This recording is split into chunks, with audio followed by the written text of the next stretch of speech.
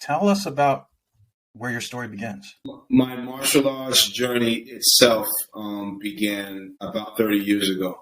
And I was born in Brooklyn, raised there. It's always that conversation that I have to have with people about, where you're from. And I always say I'm from Brooklyn, even though I spent more time here because that was the environment that shaped me in those formative years. So I feel like I still have all of those trait elements, the hustle, the grit, the grind, all that stuff sort of built in, the fast pace. So, growing up in Brooklyn, which is I would say is my hometown, much love. I got my start with an instructor there, very talented instructor there, who hasn't really aged a day, Laszlo Huve, who I actually ran into last December about this time. I hadn't seen him for probably since I left. That's maybe 20 years ago, which is a long time. But we've stayed in touch.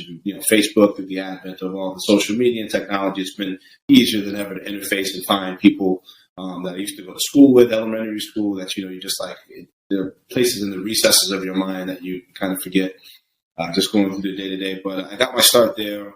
Traditional Taekwondo instructor Huve was under Grandmaster Kim at the time, who was still my grandmaster, my teacher.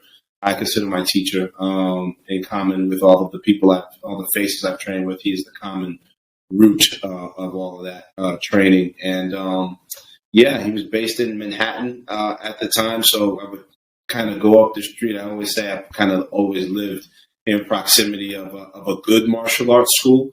And I believe now I am the martial arts school. That's that good martial arts school up the street from everybody else. But I used to go into right up the block to Manhattan, in Brooklyn, go to train there, and then for testing we go, take the subway and go into Manhattan. And I'm, probably 5 at the time, so my parents are with me, and fully supportive as they've always been.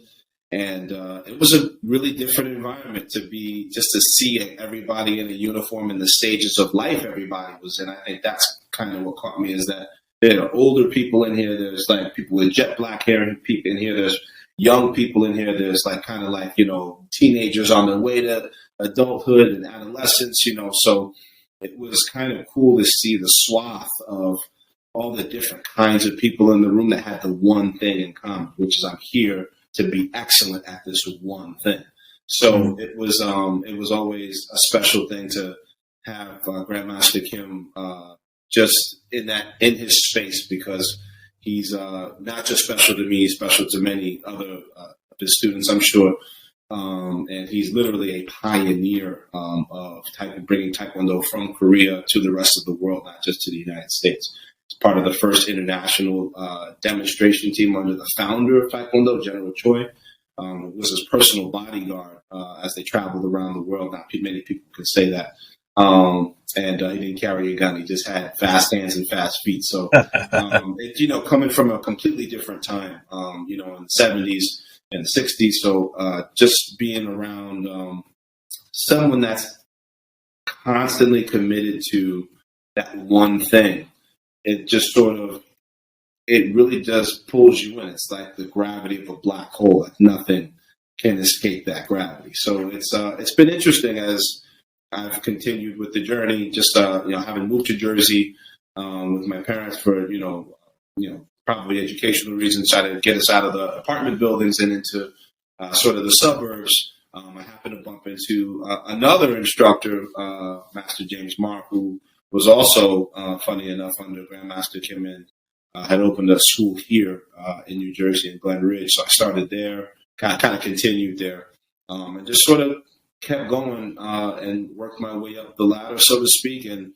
I just opened up CMTKD last November. Kind of got started in 2020, but didn't have an official name for it. I didn't know if we were going to really branch into a physical location. I just got a message from a lot of people that during that time in the pandemic, that was rough for everybody, that they needed something, an outlet to just get out, to express, to sweat, to but also to hear something in their practice, which I'm known for, throwing in nuggets during practice time that will have some application, hopefully, in the subconscious. when students leave. So that's kind of everything in a nutshell, if I could consolidate it. Okay. But there's many things that have taken place along the way, so I'm sure we'll touch on some of those things specifically. But that's kind of the gist. Okay. I mean, well, I'm glad you said that because we're going to take it into layers, right? So we're going to talk about different themes tied to Beyond the Legacy. The first one is Live Your Dash.